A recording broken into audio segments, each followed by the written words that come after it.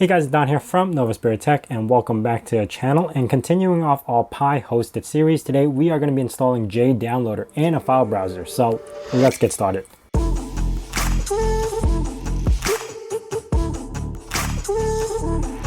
Let me know down in the comments below if you are interested in making a bunch of these applications into one episode, or do you want me to separate them so I have more time to talk about how to use it and how to install them versus just cramming them into one episode. Let me know down in the comments below. Anyway, to get started, we are going to be checking out JDownloader. Now, JDownloader is an internet download manager, or actually, if you're familiar with IDA or Internet Download Accelerator, it's very similar to that. It's also based on Java, so you could use it on multiple operating systems. Now, I've been using JDownloader for maybe the past 5 or 6 years. Now, the main reason why I like to use a download manager like JDownloader, it's because not only can you download regular links you find on the internet, but there are a ton of plugins. Please check it out and you'll see what I mean. And if you go down that list, anything in that plugin list can allow you to download, especially like say YouTube videos. And if I go download a YouTube video of any sorts, it actually downloads the entire pack, the MP4, MP3, the subtitles, everything from that one thing, depending on what you want to choose.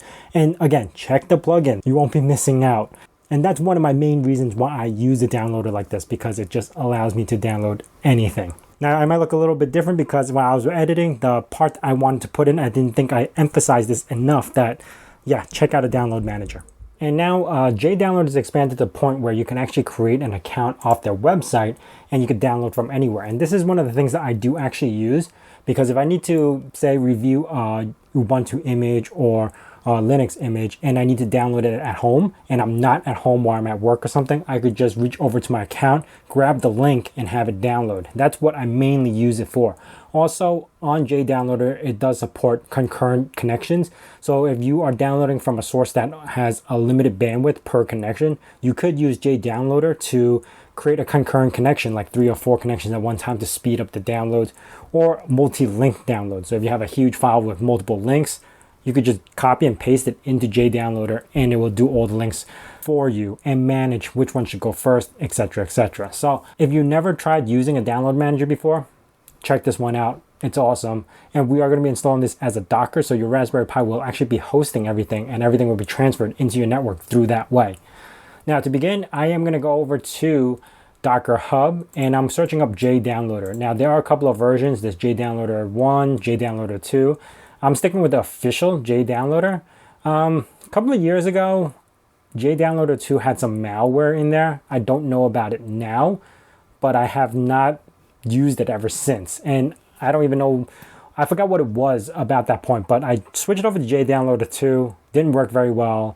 There was a lot of bad press about it, and then I ended up switching back to the original, and I've just stuck with it ever since. You could test your luck with JDownloader 2. I think it's very similar, but we're going to be using the official install from J Mullen JDownloader. So I'm going to pop into here, and there's a bunch of stuff. Again, on my last episode, I showed you how to read all this so you would understand what you need to install and how to install it through Portainer. And in our Portainer installation, this is the first thing we're going to be adding. So I'm going to do add container and just call this JDownloader. And then in the image, I'm just going to copy this up here and paste it over there. Now, I am going to be using the tags for ARM hard float. Now, the reason why I'm doing it this way is because since I am using 32-bit, and if I use the latest, which is this one, JDownloader latest, it detects the wrong version of ARM, so it doesn't install properly. So I am going to be pushing into using this tag on the bottom, which is updated at the same time. So 1.4.3-ARM hard float. Again, your mileage might vary. You might want to use the latest, just maybe because they fixed it, but for now, I'm going to be using that. Publishing a new port, and we're going to check over the overview, and I believe the port is 3129. So 3129. And moving on to the next thing, volumes. There are going to be 2 volumes that you definitely need, which is the config and the data. So I'm going to do /opt JDownloader /config, and that's going to be bind to port Portainer, and I never remember this, but I think it's /file/asset. I think that's what it is. So I'm just going to pop over to another tab of Portainer and just open up Homer, because Homer is the folder that I want to kind of be in, or the folder structure. So yeah, see, app data, I would have been so wrong because I said assets and it's not even there. So Portainer, files, app data, config, and instead of Homer, this is going to be JDownloader. And as far as the container download, it's going to be /Portainer/downloads with a capital D. Just remember that. That's important. Actually, nope. That's where I want to be in the host. So Portainer/downloads. And here, I'm going to pull from the side. It's opt JDownloader downloads. Opt JDownloader downloads. Okay, so we got our volumes in. Now, for the environment, we do need to add some stuff. Now, over here it says my JD user, my JD password, and my JD device, and it says it's optional. It's actually not optional. You do need to fill this out or it will not start up. I learned the hard way because I installed this a few times and I couldn't get it to work, and found out that I was not putting these in, and that's what caused it to break. So I'm going to add 3 environmental variables right over here. And first one, we're going to be my JD user. Next one is going to be my JD password. Okay, there's no underscore there.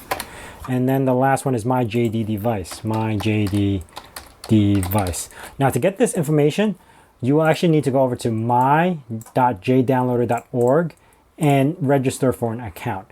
And I've used this because it actually helps organize everything, go in the browser, and you could just go from anywhere in the world and download stuff to your Raspberry Pi as long as you have everything signed in. I've been using this for quite some time now, and I've never seen any security issues or anything like that. But I would do my due diligence in doing some research on this if you are afraid of trying to connect this to your Raspberry Pi to download stuff. But for now, we would need to fill this in with your username, password, and the device name, which I'm going to call Raspberry Pi. After that, I'm going to head over to my restart policy and change this over to unless stopped. And that is about it. I could just deploy the container. Now, it does take a little bit of time because after you deploy the container, it will still force to download the Javas. So I would say give it upwards of 10 minutes. I think 10 to 15 minutes is more than enough time to get this up and going.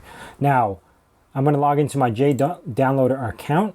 And after this, we should be able to start seeing our Raspberry Pi log in. All right, so now that everything's logged in, I am going to check the logs because it is still downloading. You see this? It's going to be like another minute or two before this finishes downloading.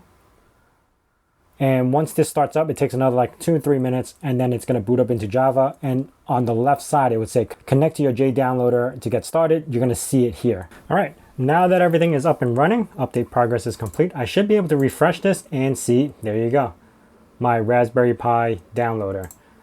So because I didn't really name it, it just came up with the name, whatever my username was, but you could always rename it to like whatever you want.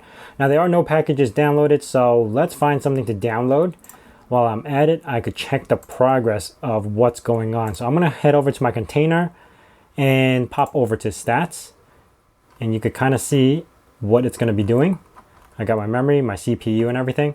So to find something to download, let's go over to ubuntu.com, download, long-term support. Now I can head over to the JDownloader, add links, pop the link in here, continue, and head over here, actions, add to downloads. I forgot to check off that box to automatically download, so that's why I had to do it manually. But now I'm in my downloads, and it's going to start downloading and show me the speed that it is actually downloading on. Again, you could always update all the progress and everything to have multiple connections. But yeah, you could see it's downloading. So while this is happening, I'm also going to install a file browser so I could actually download and grab the file off the Raspberry Pi without setting up a share or anything for now. That will come later. I will be doing NFS shares or Samba shares in the future, but for now, let's download a quick file browser. So I'm going to head back into my Portainer. Let's grab a brand new, let's add a new container itself right over here. And in Downloader Hub, I'm just going to search for file browser. Right over here is the first one. And that's really what I need. Now, here is a tricky one because you see no settings like I normally would see over here. So what I would end up doing is looking for the main repository. And in there, it should have some sort of setting files. So let's see, file browser installation. Let's see if this one says anything for file browser installation. Okay, so admin, and this is the Docker. All right, this is kind of what I need. So I'm gonna go over here and pop file browser into here, publish the port, and the port that it needs is 80. So 80 is such a common port. I'm just gonna do 8123, and it points to 80 over there. And then now I could add my volume. And the first thing that they need is called server or SRV. So I'm going to do /SRV. And this is actually going to point directly to that download folder. So /portainer/downloads with the capital D. Remember, I told you to remember that from last time. And I don't think I need the database file or this one anymore. So let's deploy this container. Now at this point, hopefully my JDownloader should be done downloading. Almost done downloading. It's got 4 more minutes left, but I should be able to see some stuff going on in there. Oh man, I forgot to name the file browser. So regardless, I'm going to check the logs. It seems like it started up. It's on port 80. Head back over there and let's see if I could hit it. So I'm going to go over to this one. This is my file browser. And if I move over to the right, there you go, file browser. The login for this is admin, like they said on their Git. And I'm not going to save. And here we have it. I'm still downloading it, but you could see the file come up. And I should be able to hit this and download it to my PC itself. So if you have multiple links to download or a lot of things to download, you can now download it anywhere in the world using the My JDownloader website. It's connected to your Raspberry Pi, so now it's going to download into your Raspberry Pi. And then when you get home or wherever you are, you can now just load the file using file browser with that URL. Next up is really just to set up links to all this stuff into your Homer installation. So if I hop over to my Homer, I would just start adding stuff into here. Now, one of you guys asked, how did I get this new tab with server? All I did was copy and paste the application and change it. So let me see if I can show you super quick while that is downloading. It doesn't matter, but to be honest, you already know that that's downloading, that's gonna be done. But while I'm here, I'm just gonna show you what I'm talking about as far as the config file. Now I'm in Portainer, Files, App Data, Homer, Config, Homer. And in here, there's Assets. And now if I go over to config.yml,